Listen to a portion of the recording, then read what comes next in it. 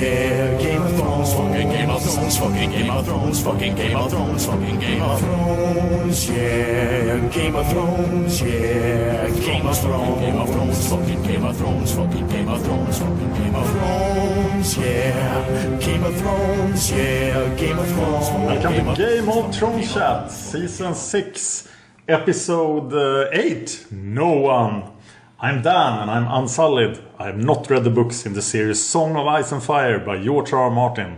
I'm Thomas. I'm double sullied because I've read the books twice.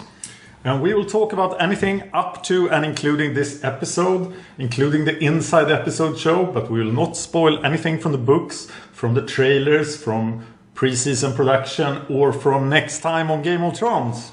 That's right. Okay, let's start with Bravos. Oh, Bravos. What happened in Bravos then? It was so awesome when Syrio Forel reached down to Arya and said, "Not today." Yeah. And then he fought off the wave ran off, but they knew that they couldn't defeat the Faceless Men, so they had to escape. They got on that ship, and then we had that amazing scene with Jack in a car in the House of Black and White when he gathers the 5 most fearsome Faceless Men and tells them to go to Westeros and kill Arya Stark. That really cool. Yeah, it was fantastic. But it didn't really happen, did it? It didn't? No. What did they do? Something completely different happened. Oh no. First we see Lady Crane giving her performance of her life, it looks like. She's been working on her speech, I think. Yes, she took Arya's pointers and changed it. And everybody loved it. Yeah. It looked like. And then she goes backstage and she finds Arya. Who is almost dead. Yes, he's lying there in a pool of her blood. And she's almost dead, and she figured someone has to help her, so she went to Lady Crane. And okay. And so she helps her. She sews her up. And Arya. And we get a fantastic background story that Lady Crane used to stab all her boyfriends, but then she felt bad about it, so she learned how to stitch wounds really well. But she's a horrible cook. Yes, because she spent all this time becoming the best surgeon in the world. But Arya looks okay now. Awesome surgeoning. So she gave her a blood transfusion also, or I have no explanations. Maybe she has magical healing power from the House of Black and White or something, because I mean we see other people get stabbed in the stomach in Game of Thrones and they just die. Yeah, Arya is kind of like Wolverine, perhaps. She has the healing factor. Okay. Because she seems to heal very, very fast. It didn't make sense to me anyway. But then she needs milk of the poppy.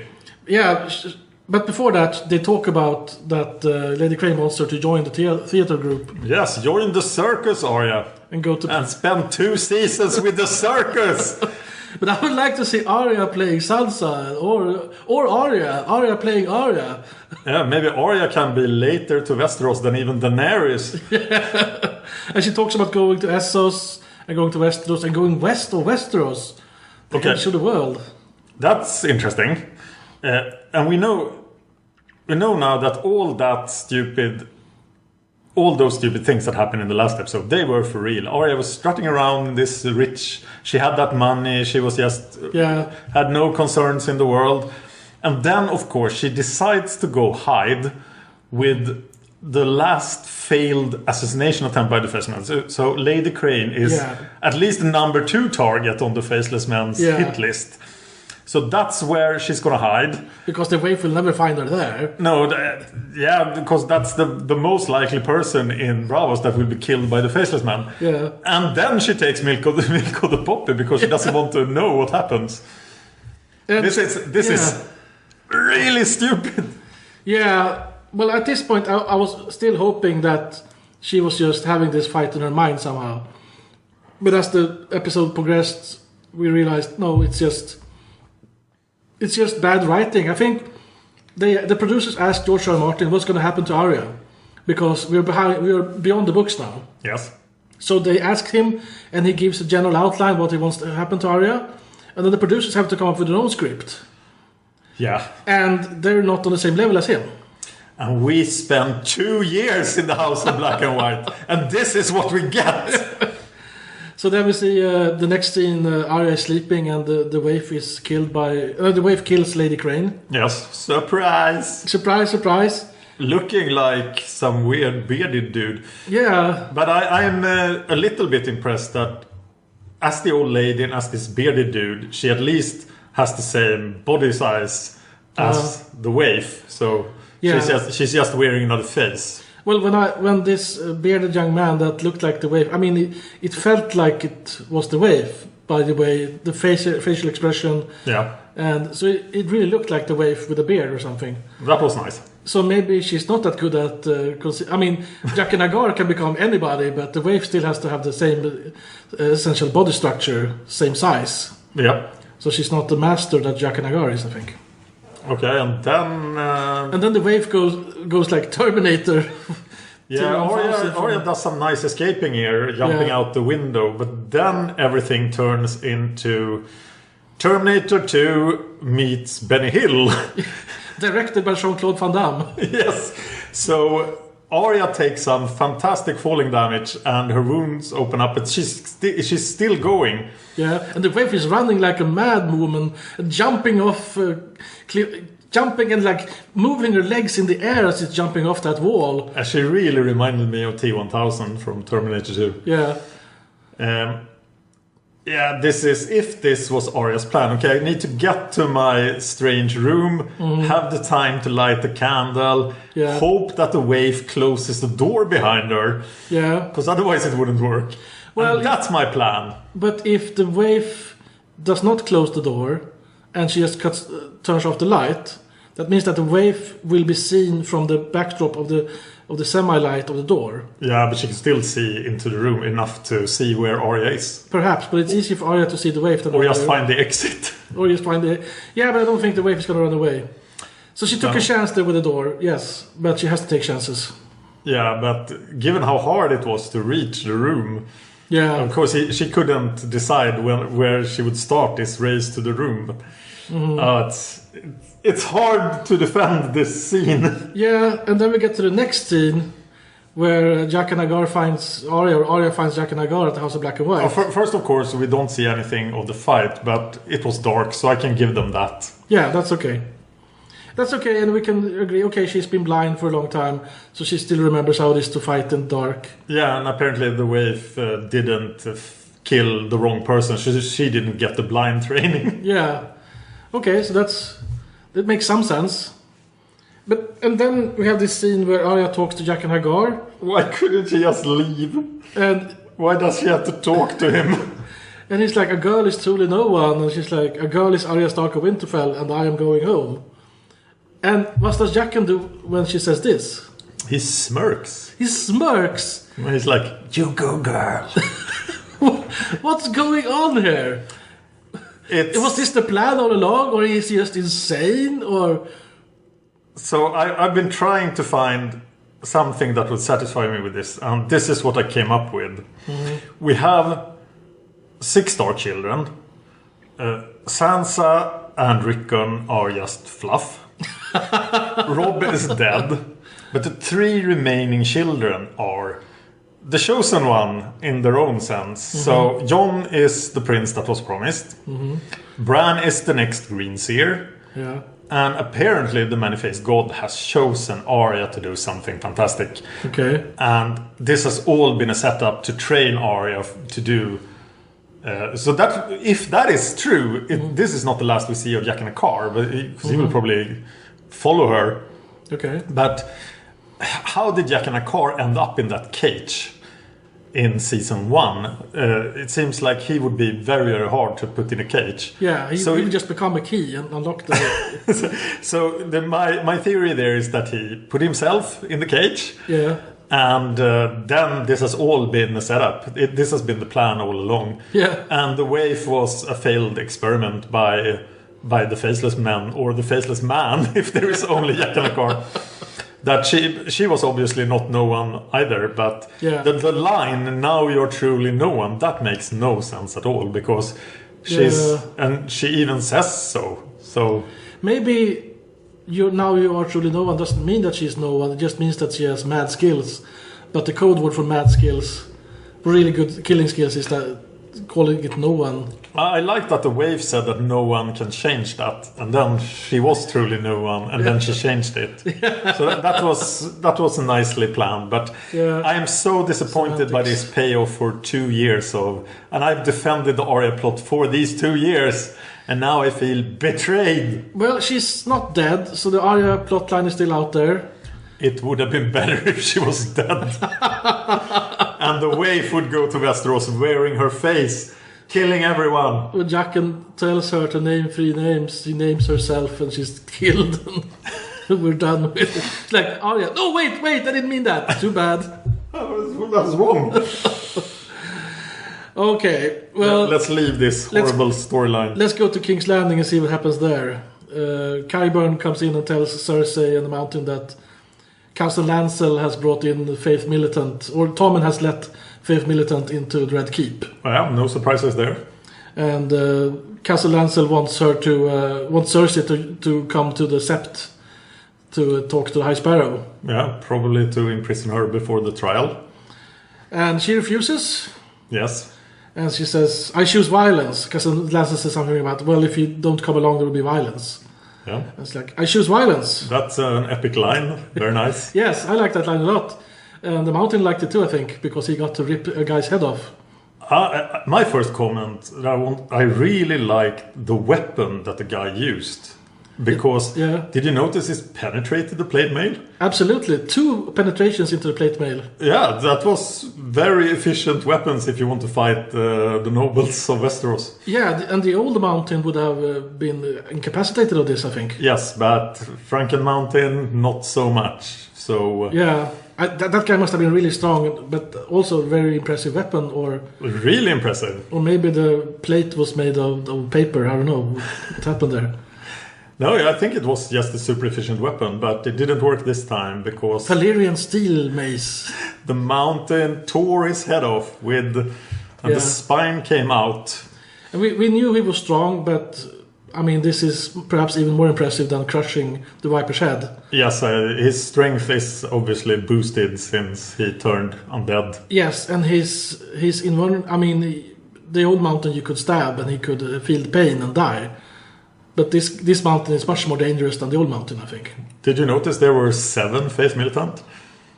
Well, there's 6 now. Yeah, do you think they are organized in units of 7?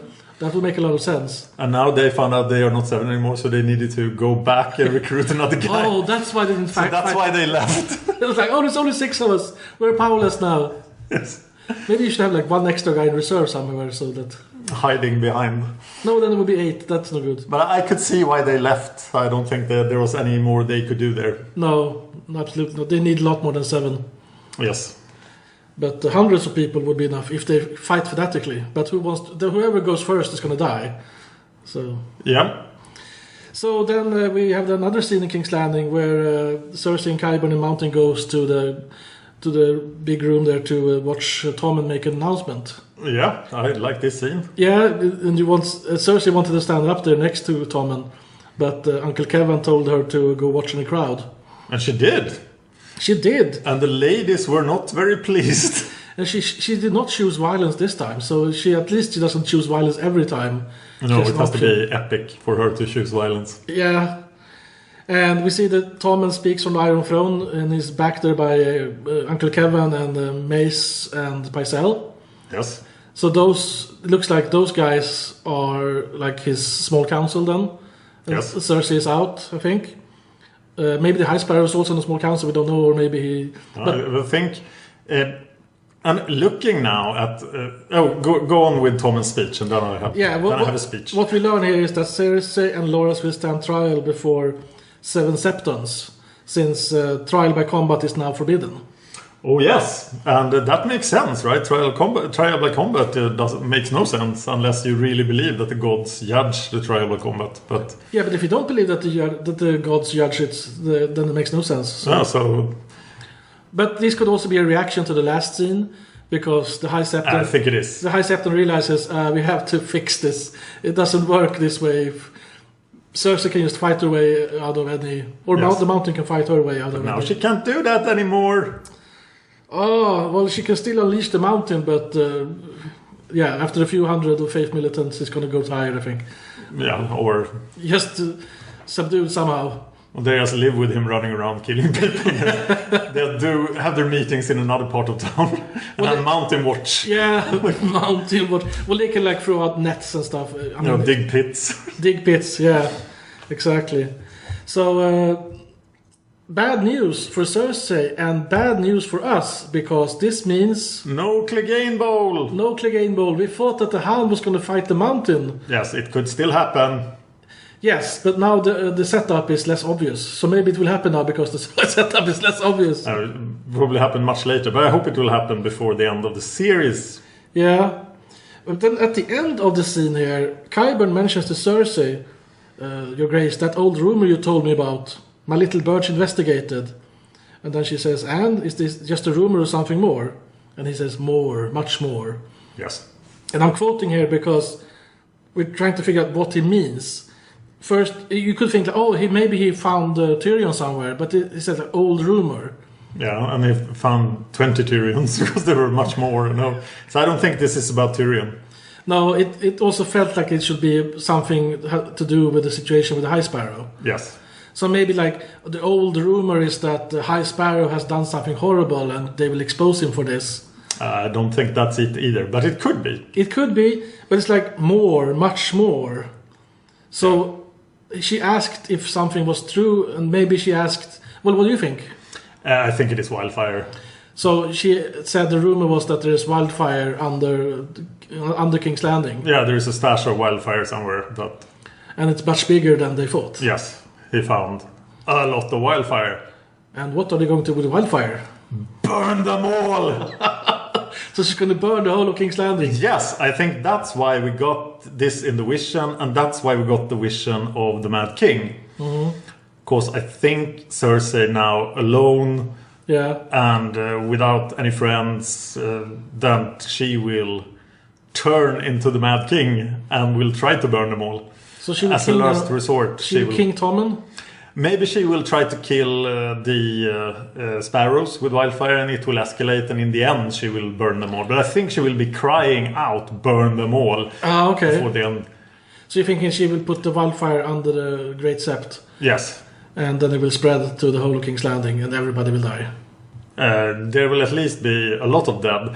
Actually, I'm going even further with this theory. I think that she will accidentally kill Tommen. Okay, yeah, I think so. I think so too. I don't think she's there yet to actually kill him. Because Tommen is hanging out in the Sept every now and then. So he is there by accident. Yeah, she's going to figure out he's not there, but he will be there because no one can keep track of him. Yes, and when she realizes that he has died, she will want to burn them all.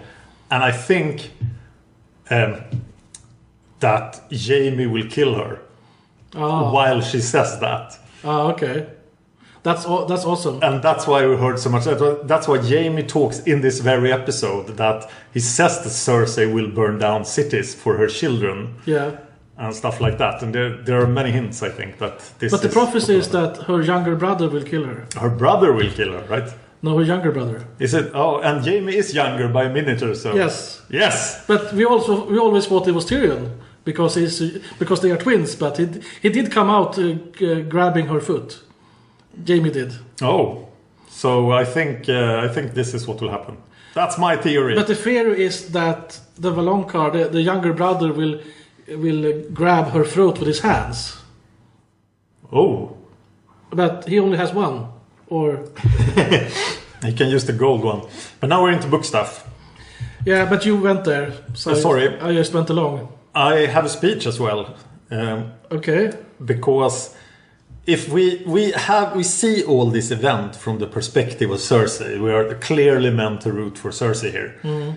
But look at the situation in King's Landing now, with Lady Olenna gone, with the king and the church on the same side. Yeah. Isn't King's Landing a happier place than it has been in the whole series? King's Landing is finally at peace. Everyone except Cersei is with the program. Yeah. So finally they can do something good in this stinking place. And I think if Cersei dies without burning the city down, King's Landing is all the better for it. Well, I think you have a good point there, because the High Septon is basically bringing some kind of socialism to the place. Yes. But a little bit of socialism to King's Landing is probably a good thing for most people, except Cersei. Yeah, and it seems that the lords are still... The lords that go with the program are still fairly well off, like Kevin. Yeah. And I don't know what will happen to poor Loras, but... Yeah, it's not better for everybody. No, but it's better for the majority of the people, which is good in socialism. Yeah, but I mean, you had a totalitarian rule, you had a dictator. Yes. And now you still have the same dictator, but he's ruling in a different way. I mean, it's still not democracy. It seems like the faith of the Seven, if practiced with goodwill, is pretty good, pretty benign. Compared to the old ways. Yeah. Yeah, yeah. So let's hope for good things for King's Landing. Yeah. No, I'm still Team Cersei. Yeah. Burn them all, Cersei. Yeah, I should point out that we are beyond the books here, so I don't know what's going to happen. We're just speculating. Yes. If somebody thinks, we have spoiled now that what's going to happen, we don't know if it's going to happen. But we can hope for it. Oh, yes. And then we can move on to the Riverlands, where the Hound, he's so angered by the fact that he won't get to have a trial by combat with the Mountain, so he just kills 4 guys. Yes, while they're giving dating advice to each other. Horrible dating advice. Really bad dating advice, but at least it didn't spread. At least they got to kill 4 people, and at least they got to tell this one guy, "You're shit at dying," you know that? Are those your last words? I want better last words from you. I think I'm very happy that the Hound is back. Yeah. And I would watch the Hound and the Brotherhood spin-off. Yeah. I wish this was all that Game of Thrones was. This was all of this episode, then I would be happy. So I'm Well, I really like the Hound. Beric Dondarrion and Thoros O'Meara, I don't think they are interesting enough to like host, be the main dudes in the spin-off. But they have some great exchanges with the Hound in the next scene. The next scene where he shows up, the Hound shows up just as Beric Dondarrion and Thoros O'Meara and his gang are going to hang 3 of those highway robbers. Yeah. That we thought were part of the Brotherhood without banners. And they were, but they were now, they have gone rogue. That's my impression. Yeah, so the Brotherhood without banners, as we call Beric Dondarrion, Thoros O'Meara and those guys, I was disappointed with them last episode that they had gone bad and started slaughtering people. Yeah, but they hadn't. But they hadn't, so I'm happy about that, because I feel that they are in character. Beric Dondarrion and Thoros O'Meara are still trying to be Robin Hood rather than some just random highway robbers. Yeah, they are fanatically religious Robin Hood and Little John. Yeah. So they hang those 3 guys, one of which we think is called Lemoncloak. Yes. And then they try to recruit the Hound. Such great exchanges here. Are you thinking of anyone in particular? No, everybody will die, or in the end, except him. Yeah. And when he steals the boots from the hanged guy, you have anything to eat? I would have preferred chicken. So I think they had some great chemistry. I am a little bit sad that if these were rogue members of the Brotherhood without banners, they lost 7 people. Yeah. And they seem to be like about 7. So they lost 50% of their guys. Well, if maybe there are more of them that we haven't seen. Well, if they are going with the 7, they have to be exactly 7 people, but they're going with God of Light. So. And then you can be as many as you want. Yeah. But they seem to be talking about the White Walkers and that they need to go north and do great things. Yeah, we are part of something larger than ourselves, they say. So maybe Thoros O'Meara has had some kind of vision from his god. Seems that way. So that's why they're going north for. So that's like, okay, 2,000 wildlings and Littlefinger's army are manning the wall at the end of the season. Yeah. And then these 7 guys show up like, now you're safe. There's 8 of them. Oh, now you're safe. Now we're here. Oh, it's the Hound and Thoros O'Meara. Awesome. And we have this one guy who cannot die. I also like the guy with the bow, because he was also in season 3. It was season 3 when we last saw the. Was it the same? I thought it was another guy. It might have been another guy. I just thought it was the same guy because he had a bow. It looked like another guy to me. Like, oh no! Don't spoil it for me. I thought it was one guy, but then there was another guy. In my heart, it's the same guy. Okay, yeah. Okay, so everybody with a bow and arrow are the same guy. Yes. Okay. Let's move to another part of Riverlands than the River Run. Before we move into this plot Yeah. of River Run, I can see why book readers thought they had just skipped this part. Because in the end, what has really changed? If we had never been told that the Blackfish recaptured River Run and they have skipped all of this, Yeah. everybody would still be in the same place. Brienne is going back to the north where she was before. Yeah. Jaime is going back to King's Landing where he was before. Blackfish is gone like he was before. The Freys have River Run like they had before. Is there anything that has changed? Well, Blackfish is dead. I think the thing that changed was perhaps Jaime. Perhaps, and we'll get deeper into that. Okay, recap the scene. Start with Brienne and Podrick arriving at the siege of River Run. And now it looks like a siege, which it didn't in the last episode. Bronn is doing something right. Yeah. Then we see Bronn and Podrick hang out, and This was also like the Hound scenes. I think this was Game of Thrones at its best. This was like season 1, 2, 3, where these things happened all the time. It was. remember back then when everybody was alive? Yes, this was great. You like the exchange there with. Yeah. Yeah, especially I really liked when Bronn is like, "Do you want me to teach you how to fight?" And Pod is like, "Oh yeah, that would be so cool." Like, slap in the face. Oh, they're great. I wish they meet again. And it made me think of Karate Kid. It was like, "No, always look eye, always look eye." Like, bow, no, always look eye. Enter the Dragon. Enter the Dragon, same thing there. Yes. Okay. Your reference is much cooler than mine. Any reference to Bruce Lee is much cooler than anything else. Exactly. So Bruce Lee hangs out with Bruce Lee. No, Jaime hangs out with Brienne. This was great as well. Yeah, this is but the Bronn with Podrick was even better. Yes. But this is a good exchange too. And unlike what Bronn think, I don't think they actually made out. No, or fucked. They're much too honorable for that. Yeah. I think Brienne is bringing out the best of Jaime, whereas Edmure lately will bring out the worst. Very good points. And this episode was very much a struggle for Jaime's soul. You see the Kingslayer, you see Sir Jaime. Yeah. And that is what I think we are supposed to think about in this episode. Yeah, so with Brienne, he's absolutely Sir Jaime here. Yes. She wants to return the sword, and he's like, no, you keep the sword. Brienne is kind of the knight that Jaime wish he was. Just honor-bound completely. Yeah, and Jaime is this person as well as the Kingslayer. He would like to be that person, but circumstances made it impossible for him. Yes, I think he's quite...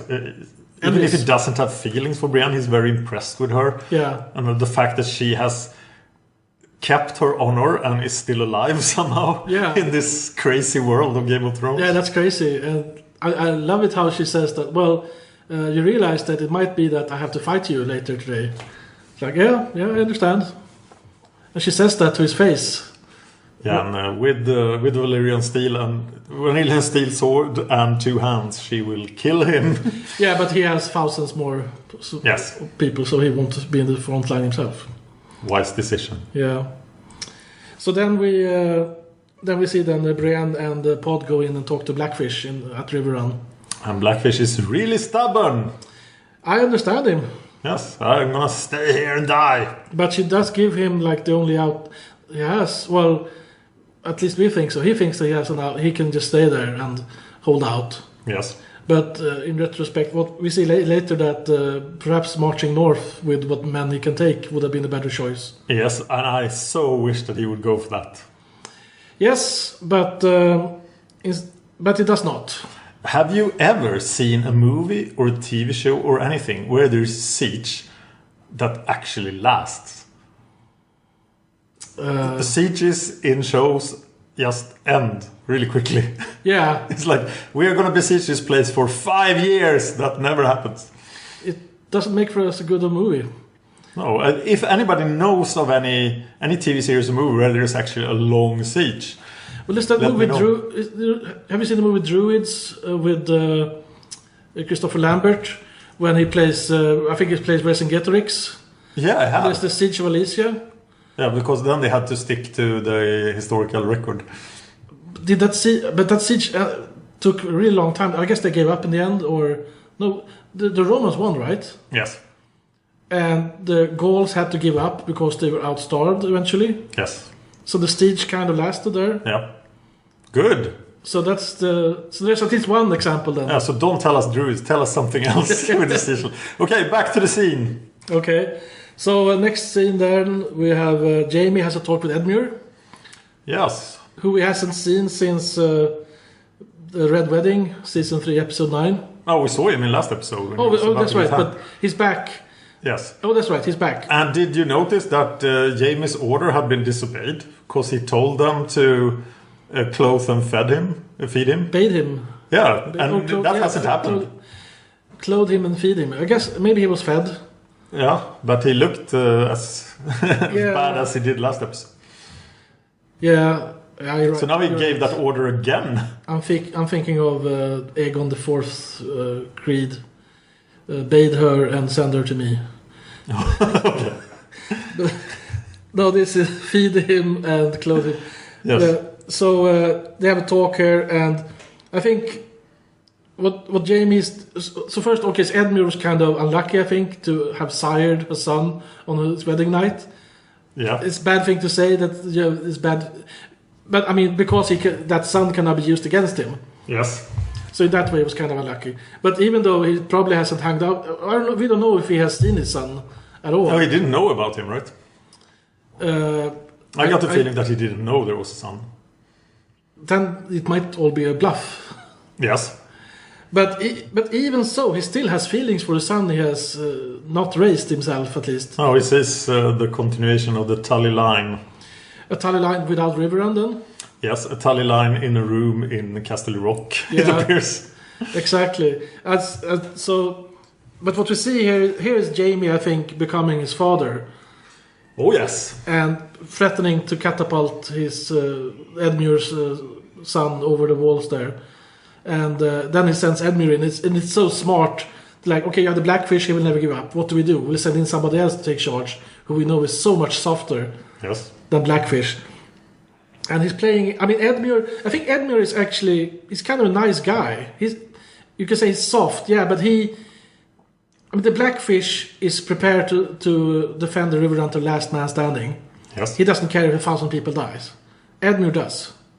Yeah, so Edmure is doing what he thinks is best for himself, but also probably for all the people in Riverrun. So he cares about the common people dying. Blackfish does not. So then you can say he's weak, yeah, but he's also humane, you would say. And in the end, he trusts Jaime, which is a bit surprising. That Jaime will... Yeah, but I think he trusts Jaime, that Jaime will catapult his son. Yes, I think he trusts Jaime that Jaime will spare him as well. Yeah. Yeah. I wonder what Walder Frey would say if they catapulted one of his grandchildren. I think he would say, I have plenty more. I have 100 to spare. I never thought of that. Oh, I have a new hobby.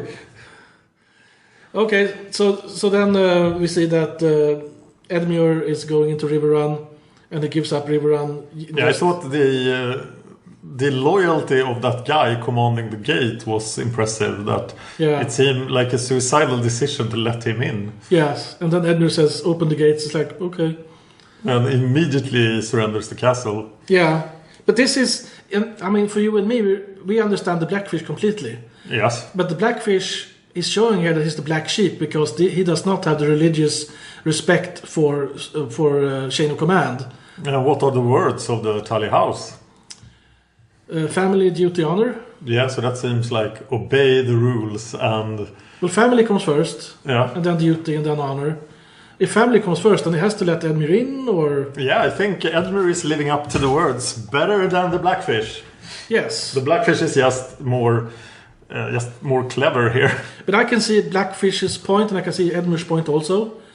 Both are wrong in one way and right. And this is what I like about Game of Thrones. You don't have those easy choices. It's always... No, very true. Yeah, so I really like this. Well, I don't like that they lose Riverrun, but... And I was... Like when Yara and Theon left the Iron Islands, they got like 10,000 guys to follow them. Yeah. And I thought the Blackfish would leave here with all the men loyal to him. And if Theon and Yara can get 10,000 guys, then perhaps he could get 100 guys at least and go north. Yeah. So run for it. But no, he is just gonna make sure that Pod and Brienne escapes for some reason. That's what he spends his last minutes doing. 2 people he met today. Yeah, you random people, I'm gonna save you. For the Blackfish should have tried to stop Edmure. It's like, hey, can we talk about this for just 5 minutes, please? And like, I'm surprised they didn't even talk to each other. Yeah. But this. Or that the Blackfish just didn't kill him when he entered to keep command. Because who else would command the castle if Edmure was dead? Well, I guess he isn't that black of a fish that he would kill his own nephew, but I am so upset at the final scene with the Blackfish.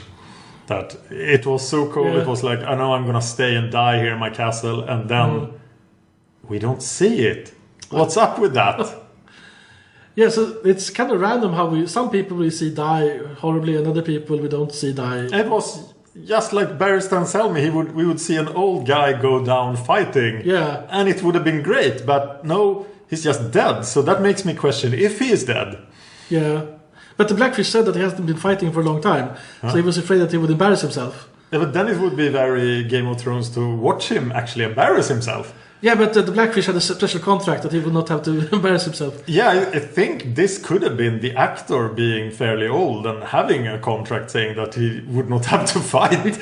That's the only explanation for the lack of this scene. That or the fact that he somehow survived and made this Lannister soldier tell Jaime that he was dead, or maybe somebody told the Lannister soldier. After the Hound thing there, and Jon also, we can't be sure of anybody dying unless we... Maybe Stannis and the Blackfish are coming back in the final episode on the Eagles. But the easiest thing would have just been to see him charge against the Lannister soldiers, and then you just see 3 crossbow bolts in his chest. Yeah.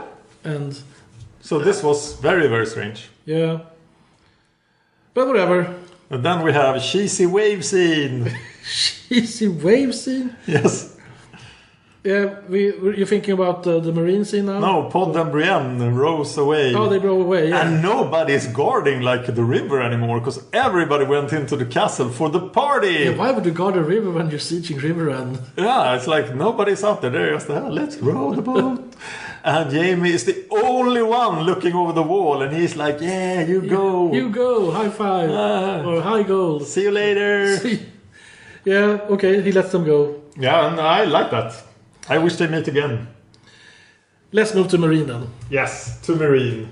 And we see this red priest preaching, and it looks like the city has come back to life. Yes. And people are not afraid to be out in the streets because the Sons of the Harpy is not killing everybody. Yeah, because Tyrion's plan was amazing. There's now peace. Yay! Yay! And Varys goes to Westeros on some secret mission. Yes, this is super suspicious. He's leaving right before the big attack. Okay. And do you realize that Daenerys has never seen him? He arrived after exactly when Daenerys left. He's leaving right before Daenerys comes back. So she has a secret identity. I didn't even think about that. No, but in the next episode we could have a scene where Tyrion says, I rule this city with Varys, and Daenerys could go like, who is that? Yeah. But he said he was on your side, but I never heard of him. Because she has never acknowledged his existence, because she was never there. And he could be both the leader of the Sons of the Harpy or just on some other plot and just trolling everyone. I don't know, but she could be totally unaware of Varys. Yeah. At all. But if it's her secret identity, then she should just fake not being... Yeah, you said Varys was the master of disguise, so maybe he has been impersonating Daenerys. Daenerys actually died. That's pretty impressive. Yeah, the mountain actually killed Daenerys as well. But since then, Varys has been impersonating. Surprise, surprise, Khal Drogo. Yeah. No wonder Khal Drogo liked it that much. No wonder she couldn't have children. Yeah. But I think it is super suspicious, to be serious, that he leaves right this moment. And he's going to Westeros to soften the audience, maybe go to Dorne and see if they want to fight the Lannisters. Maybe find a fleet to help. And finding a fleet shouldn't be as hard as he thinks. if he goes to Dorne and we see in the next episode or the episode after that, at least there will be some kind of point to Dorne. Yeah. Because it seems now it just seems so pointless. I think that Dorne seems to be the number one place to go to, because that's the last place resisting the Lannisters. Mm-hmm. Or, of course, to Jon. Yeah. Okay, so next scene there, Tyrion is drinking with Missandei and Grey Worm. What did you think of this scene? Well, it's a kickback to like a scene earlier where... Oh, yes. Where they were drinking and trying to have a conversation. Yes. And now they're trying to make jokes, and it's... well, they are jokes. I'm not saying they're good jokes. Which joke did you think was best? Grey Worms, by a long shot. Okay. How about you? Yeah, I think so too. This scene has received a lot of criticism, but I really liked it because it contained some of my favorite elements. Element number one being Tyrion telling a story. Yeah. Whenever Tyrion tells a story, I am like, ooh, the Imp's Delight. And the Imp's Delight has been trademarked by HBO and is rumored to be produced and will be available in Red Wine, the Imp's Delight. Okay. They are working on that. I also like the fact that he got back to telling the old joke he tried to tell back in the Eyrie. The one with the honeycomb and the jackass. And was interrupted again. Yes, he added one more line here. Okay. But he's never allowed to complete that joke. So he has to survive until the end of the series to can tell a joke. And I think Missandei and Grey were giving in to drinking because of evil Uncle Tyrion. the creepy uncle, kids, have something to drink. I think Missandei was so cute in this scene. The translator joke. I love this scene. Good. But I do not love the work of the Marine watchman who failed to notice this fleet until it is within firing range. It's like, oh, what's that? Oh, it's a fleet! Run away! And I thought for a millisecond there that it was the Iron Island fleet. Me too. Yeah, because we expected it to arrive this episode, but it will probably arrive in the next episode and attack the ships of the Masters. Well, last episode they talked about how the Iron Fleet was already in Slaver's Bay. Yeah, they were traveling half the world in an episode, so then we expected them to travel like a couple of 100 miles more in this episode. Yeah, so they should have been there, but maybe the rumor was false then, or maybe they are just arriving at the nick of time in the next episode. Or maybe we are jumping back and forth in time here. Oh yeah, that's the worst, but it could be. Yeah. But I do think that Grey Worm's defense plan is pretty cruel to the people of Marine. Fall back to the pyramid. Yeah, fall back to the pyramid. Never mind the people of Marine. Well, defend all you can, but not more. Yeah. So and I think he makes the right... I mean, he knows what he can do with the men he has. So. At that point, I expected the Masters to go ashore with whatever ground forces they have. Maybe some new Unsullied or... And then they would get wiped out by the Dothraki. Yeah. But that's not what happened here. Then Dany arrives. Yes. So we don't know how far away the Dothraki are. No, they could be very far away because Drogon flies fast. Yes. So it could be hours or days or weeks or minutes. I was perplexed by Dany's look when she got in there. Yeah, it was not exactly... She was like... What do you think? What did you read from her look? I got the impression like when your parents go away, and then they suddenly come back because they forgot their keys. Yeah, and they're like, "Oh, I'm just gonna grab it." What did you do? I did not allow you to have a party, kids. What did you do? Yeah, I told you two things: don't get attacked by ships. Don't make deals with the Masters. Yeah, and Tyrion and Missandei are like, "We're sorry, mommy. Oh, mommy, we're sorry." And then Drogon just flies away, and it looks like he's going in the wrong direction.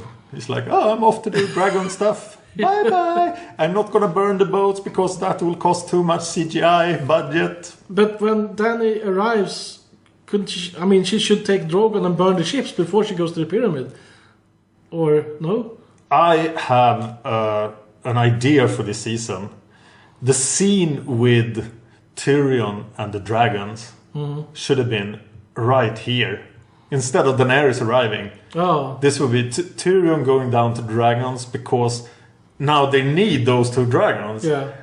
make friends with them, and then release them. And I expect them to be released fully in the next episode. Okay. But because they have to come into play. Yeah. But if Tyrion did that, it would be like, oh, they are doing something without the aid of Daenerys' army, because now we know that Daenerys' army is coming, and Drogon, etc. So I don't think there's anyone watching this that thinks that the Masters will take Meereen. Obviously, they will get slaughtered, but I think that would have been a more powerful storytelling technique. Yeah. And Drogon's appearance here is just so budgety. It's like, no, we don't want to spend any money on CGI dragons. Yeah. He's like shaking the roof, but you can't see him. And now he's flying away in the distance. But prepare for a great slaughter next episode. Yes, I think the Masters are doomed. And I think they will probably get attacked by the Iron Islanders as well. Oh. And from... Yeah, okay. And the Iron Islanders will finally get to fight someone on the water. Sweet. And I bet they will get beat up a little. Yeah, just a smidge. Okay. I guess that was it for this episode. That was it for this episode. I think, the big Arya fiasco is still a big disappointment for me. I thought we had 4 or 5 really great episodes in a row here where I was really excited, and then as number 8 as a disappointment. Compare this to The Viper in the Mountain and episodes like that. So, but I hear great things about the next episode, which I will not tell you here because I will not spoil you. Was Hardhome episode 8? Hardhome was episode 8, yes. And people thought, oh, it's always episode 9 that's so fantastic, and they broke that. But now I think it is episode 9. So next week, great things. We hope so.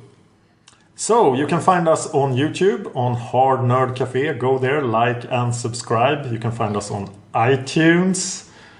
Please give us an iTunes review. We really like those because there are many Game of Thrones podcasts, and the one with the most reviews will show up when you search iTunes. Well, thank you, Thomas. Thank you, Dan. Game of Thrones, Game of Thrones, fucking Game of Thrones, fucking Game of Thrones, fucking Game of Thrones, yeah. Game of Thrones, yeah. Game of Thrones, fucking Game of Thrones, fucking Game of Thrones, fucking Game of Thrones, fucking Game of Thrones, yeah. Game of Thrones, yeah. Game of Thrones, Game of Thrones, fucking Game of Thrones, fucking Game of Thrones, fucking Game of Thrones, yeah. Game of Thrones, yeah. Game of Thrones, Game of Thrones, fucking Game of Thrones, fucking Game of Thrones, fucking Game of Thrones, yeah. Game of fucking Thrones, Game of Thrones, fucking Game of Thrones, fucking Game of Thrones. There are swords and things doing lightning tricks, and they'll take you out if you try to beat them. They'll kill you and stop you and make you Game of Thrones. Game of Thrones, fucking Game of Thrones, fucking Game of Thrones. In the lightning they come to take on everyone, and you know it's the Game of fucking Thrones. Game of Thrones, fucking Game of Thrones, fucking Game of Thrones.